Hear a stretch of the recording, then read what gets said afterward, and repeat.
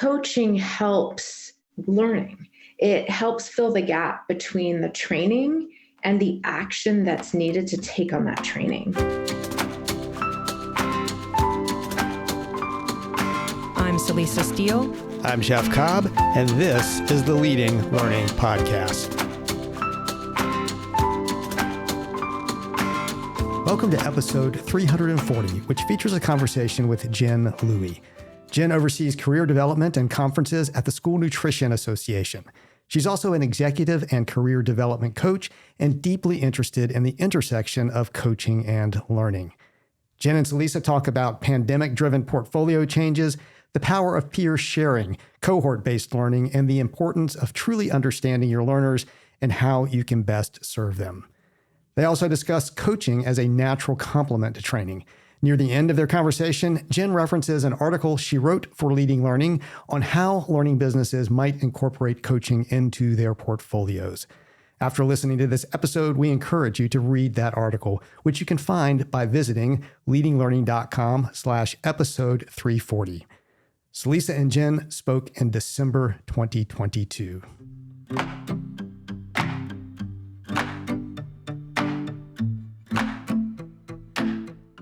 Talk a little bit more about the School Nutrition Association and the work that it does, and maybe a little bit more about your role there.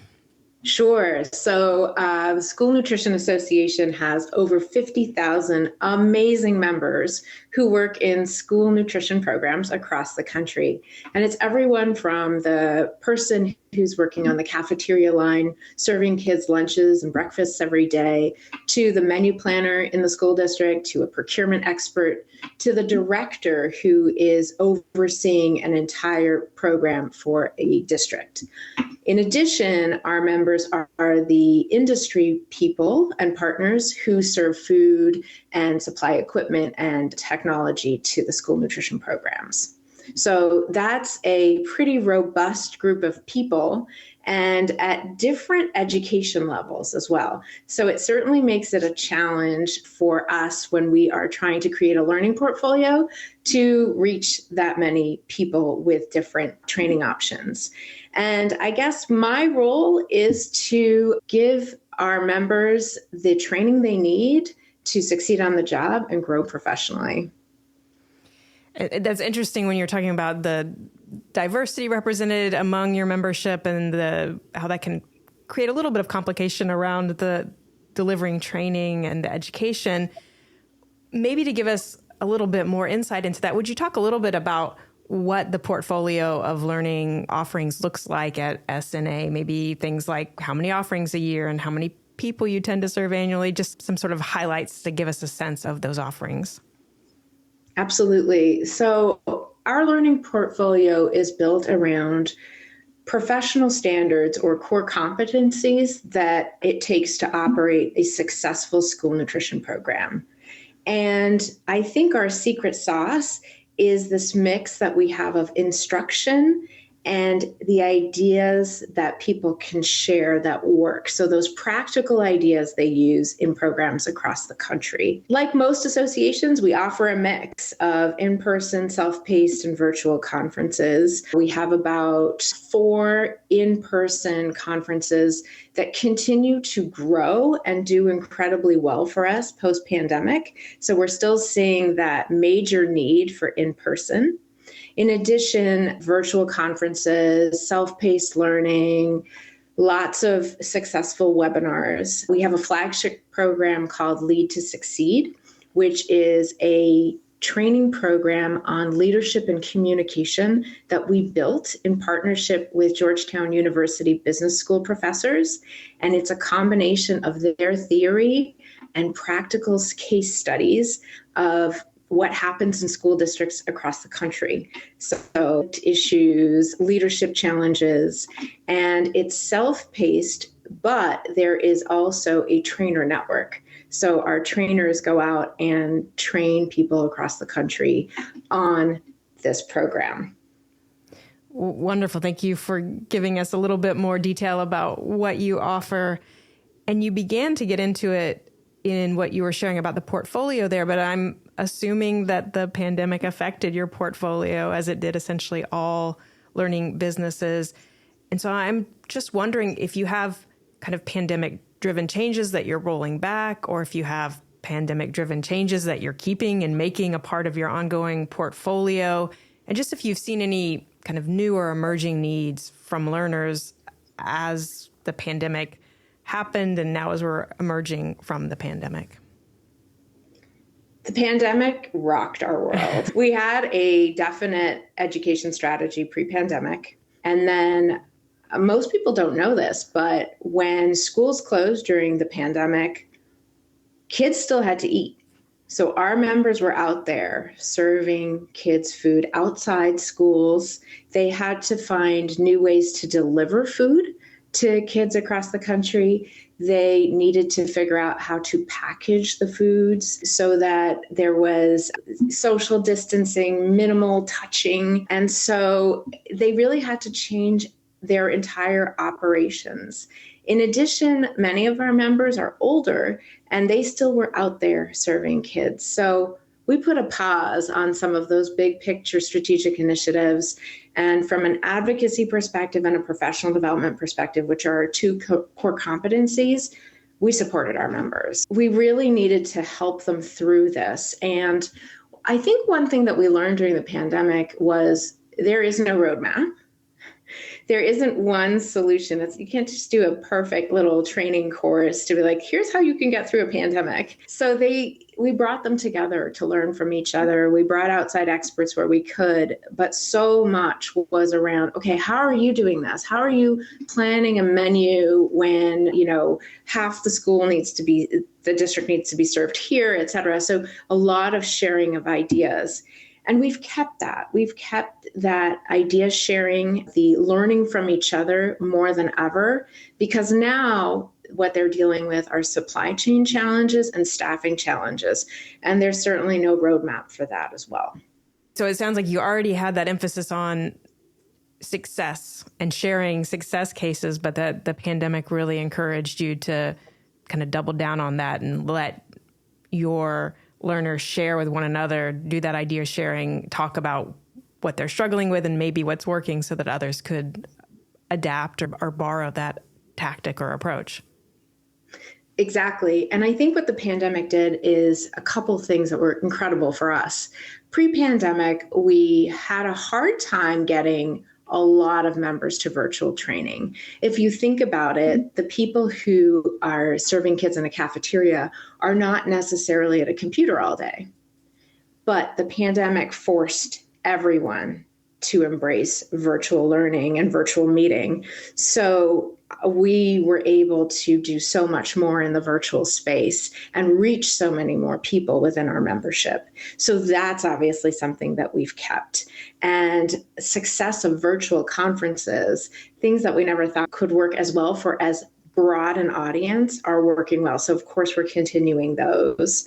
And we built some great standalone virtual conferences and training, and we're continuing to do that at the point of need for the members.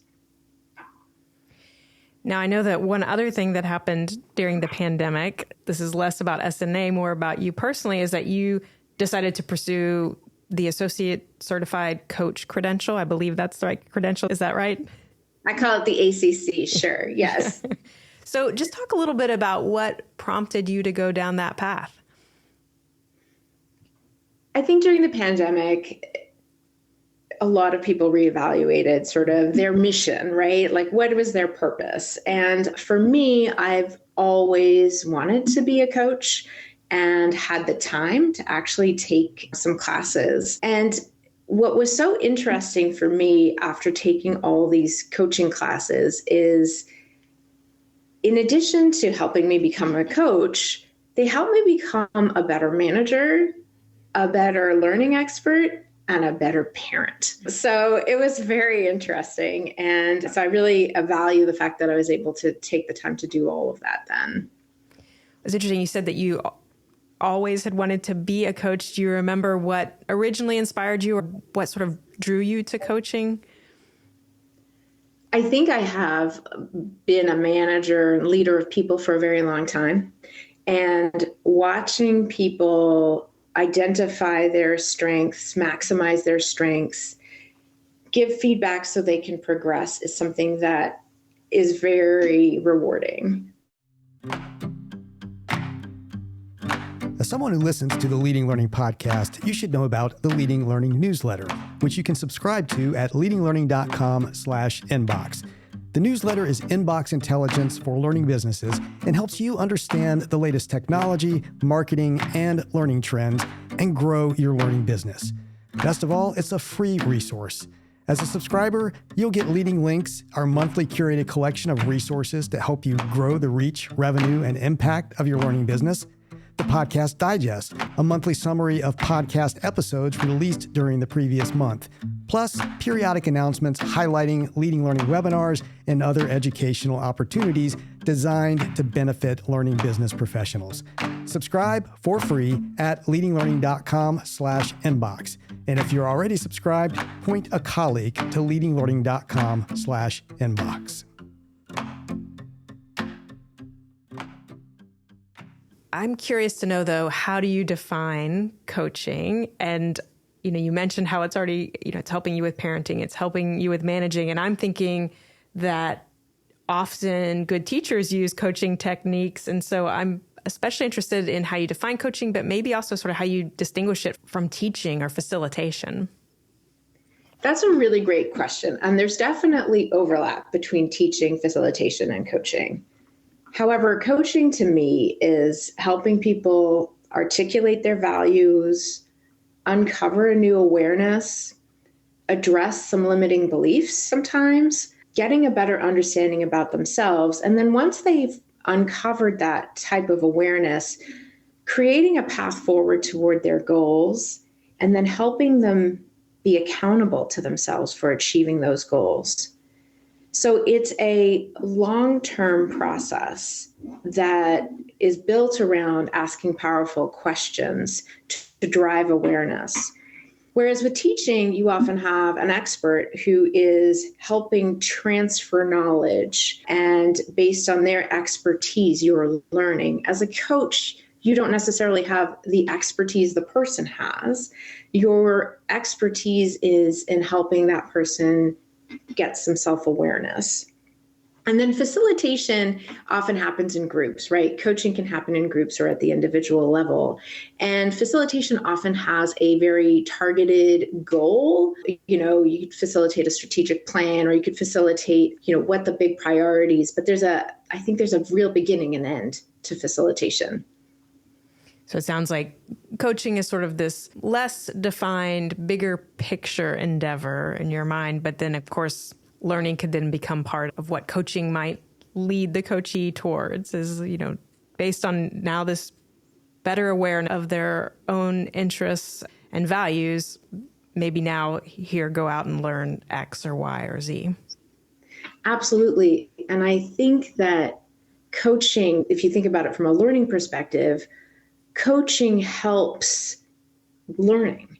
It helps fill the gap between the training and the action that's needed to take on that training. So it's almost like supporting the behavior change or helping address the forgetting curve that we have as part of a training program.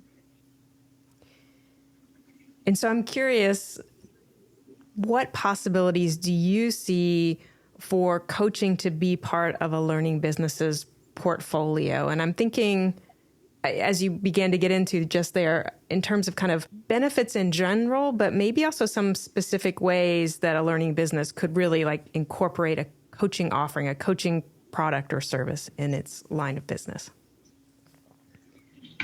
I think there's so many opportunities for coaching and learning businesses. So I think that the most obvious place to start is offer coaching classes. Coaching is a big buzzword right now. So helping managers become better coaches, as an example. Another simple way is offering your members or your clients access to coaches, or even certifying your own coaches. That's another possibility. I think the areas that are really interesting for learning businesses are a mix of coaching and training, or coaching and consulting. So the sort of coach-sulting model, where you take an expert and their expertise is combined with helping drive new awareness and asking powerful questions of the people who are learning is a very effective strategy. And I will say we're doing that at SNA. I'm such a believer in coaching that we are working with a learning expert to help us uncover what we could be doing better. Like, where do we need to improve in our education strategy? What are we doing internally that could be enhanced so we get to better results? And what's so incredible about this is, even though we've just had a few sessions, we're acting on it right away because we have ownership over the decisions. We're not waiting on a recommendation. We're coming up with the recommendation in combination with the expert. So, for example, one thing that we uncovered through this process is we have our education department and then we have our content department. Why wouldn't we work together more closely to have a better, more cohesive content strategy? And so we've immediately acted on that and found ways to be more efficient. So that's one model. The other one is a combination of instruction and coaching. We talked about the Society of Motion Picture and Television Engineers. They have a neat model where they had some self-paced courses, some coursework that people did on their own, and then they came together with a coach or a trainer, right? This is the whole instruction coaching idea, where the coach or trainer then asks questions about where they're having issues and they problem solve together. So it's blending the experts and using a coaching approach to the learning process. I think those are both really interesting models, that idea of combining the coaching with consulting and combining coaching with training. And I especially like this idea of it kind of coaching sort of filling a gap, really sort of helping with the implementation or the actual doing that can be associated with learning, but sometimes is stymied for whatever reason. In terms of the potential benefit for learners and or the benefits for the learning business, by adding coaching, what do you sort of see as the net positive effect that might come from that? I think the net positive from that is accountability. So instead of a learner taking a class and then sometimes the training fizzles right after that, the coaching will help the training last. So I think that it has more powerful impact, especially in areas that are more soft skills. So for example, conflict management, leadership, you can take a class in that, but so much of what you do in those areas are ingrained and require changing habits. So coaching can really support that. I think that's a great point, that idea of accountability. And it also, to me, speaks to this idea of learning not being the event. If you have the coaching that's more ongoing, it sort of helps serve that as that point of reference, the fact that this isn't over. You still have work to do in order to apply the skills and knowledge that you've acquired through a learning experience, and coaching then is there to help make sure that it happens and then to help deepen that learning too, I would think. Yeah, definitely. I think that's a great way to put it. It adds depth to the learning and it personalizes the learning as well. Oh, personalization. That's a very good point. I'm glad you brought that up, but it does make sense that coaching, often being that one-on-one, then is going to help that learner really make the connection to their specific needs, their specific situation, and it will be much more targeted to what they're dealing with, which seems like a great way to deal with personalization, since we know that is just such an important factor in making learning as effective as possible. Definitely. And I think it could also apply to groups. So you could have a group cohort For example, you could have a coach with a cohort of about, 10 to 15 people perhaps, where the coach is facilitating the learning. So it doesn't always need to be individual, but I still think that adds an element of personalization. Absolutely. That's a good point, that it doesn't necessarily have to be the one-on-one, that a cohort approach could work very well. And again, that just takes me back to some of what you were sharing with what SNA is doing in terms of really just putting learners together to really talk about what they're dealing with and what successes they're having and what they're trying and all of that. It seems like, of course, in that coaching context as well, you could have very fruitful peer-to-peer, cohort-based discussions of topics and issues that need to be addressed. Absolutely. And we've definitely tried the cohort-based learning. We just finished up a year-long supply chain cohort that was really effective in helping them share ideas and helping us come up with some solutions as well.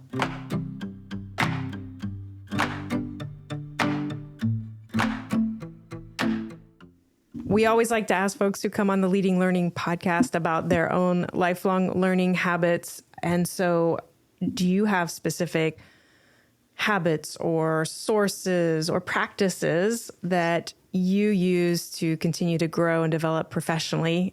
And then, of course, I'd be interested to know what role coaching might play in your own lifelong learning. Well, Celisa, I'm a huge fan of your podcast, and I think this is my favorite question. I love hearing what people say about this one. So obviously, I read a lot, and I love podcasts like these.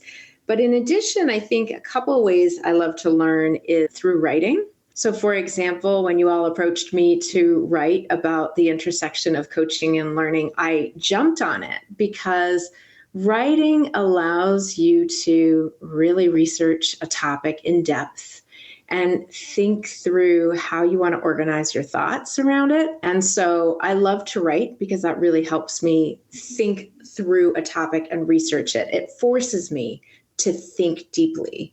So I love that. Additionally, through my coaching endeavors, I have found some really great books that I go back to pretty regularly that I recommend to my clients, but I also use pretty regularly for my own personal development. So the ones that I recommend are Atomic Habits by James Clear, really helpful in terms of habit forming. People looking to figure out kind of where they want to go next with their career, like The Long Game by Dory Clark is pretty fascinating to me. And then for my clients who have this sort of ongoing inner chatter and inner critic, certainly Chatter by Ethan Kross is a great book. So what I do is with my books, I write all over them, I go back to them, I pull out some quotes. And so that's really a great way to learn as well. Well, thanks for those specific titles. It is always fun to know which books people recommend. And as it sounds like in your case, don't just recommend, but go back to and continually refer to and sort of mine again and again.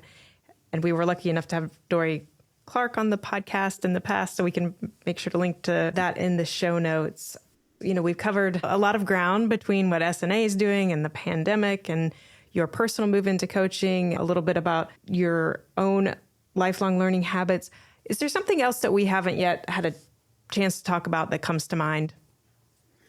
Well, I think that, one thing that we could talk more about is what our learners are looking for right now.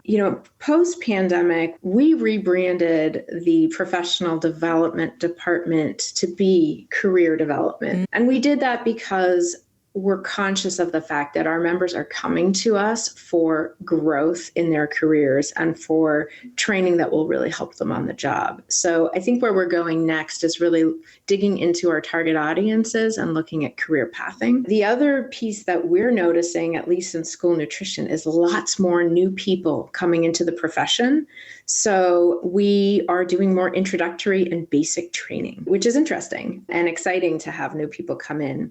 And then I don't know if this is true for your listeners, but certainly for our members, a focus on mental health is such a priority, both for themselves and when they're leading teams. There's really, with staffing challenges going on right now and all the uncertainty in the world, we're seeing that mental health needs to be a focus at most conferences that we offer, and even doing some dedicated series on this topic.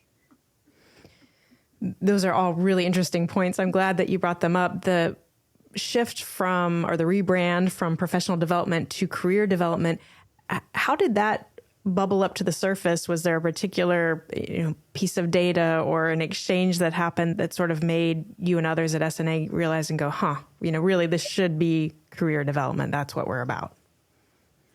It really came about during our strategic planning process and thinking about the way forward for school nutrition. I also think when we're talking about careers, career paths these days are definitely not linear. You have people coming into careers at different points in their journeys. So helping people understand what they need at a specific level is really important. So I think that's really how we got to that decision. Well, that's great. I think that's a win from a strategic planning process. You were able to have that level of insight and that shift and just that acknowledgement, because it sounds like it's had impact already on what you're offering and doing, but it sounds like it will continue to have impact on how you think about serving your learners going forward. Most definitely. And I think a big part of that is some new research we're embarking on, really trying to understand our members better. Like I mentioned earlier, we have such a diverse membership, not only in terms of roles, but even where they are. So we'll have rural districts, urban districts, small districts, large districts, and those types are almost like completely different entities. So trying to figure out who we're serving and how best to serve them is really important.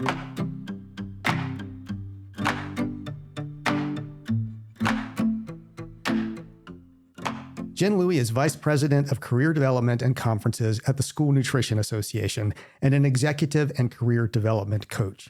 You can find links to the SNA website and Jen's LinkedIn profile in the show notes for this episode at leadinglearning.com/episode 340. At leadinglearning.com/episode 340, you'll also find a link to the article Jen wrote on ways a learning business might incorporate coaching. Read it and take time to reflect on whether adding coaching to your portfolio might provide value for your learners and your learning business. And we'd be grateful if you would rate the Leading Learning podcast on Apple Podcast or wherever you listen, especially if you find the show valuable. Celisa and I would personally appreciate it, and those ratings help us show up when people search for content on leading a learning business.